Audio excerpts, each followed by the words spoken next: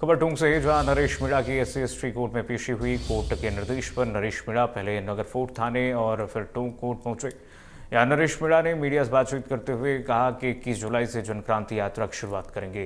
11 सूत्रीय मुद्दों को लेकर के यात्रा होगी। इस यात्रा का नगर फोर्ट में समापन होगा। इस बीच नरेश मीणा ने कहा कि जेल से निकलने के बाद छबड़ा और देवली की जनता से घर घर जाकर आशीर्वाद लेना चाहता था, लेकिन जो प्यार पूरे राजस्थान ने दिया, इसके बाद पूरे राजस्थान में जनक्रांति यात्रा के जरिए पैदल चलकर लोगों का धन्यवाद करूंगा।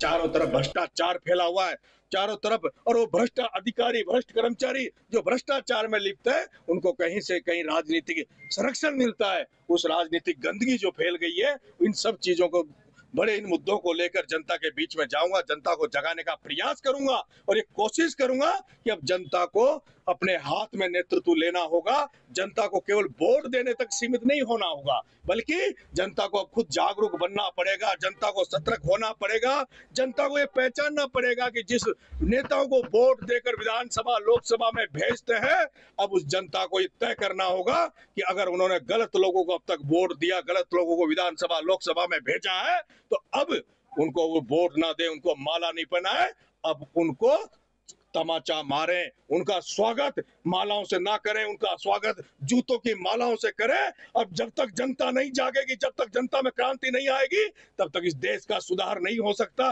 कई आंदोलन हुए, कई धरने प्रदर्शन हुए, अन्ना हजारे दिल्ली में आंदोलन करके बैठा, उसके अलावा भी आंदोलन हुआ, लेकिन देश की दशा कुछ नहीं सुधरी।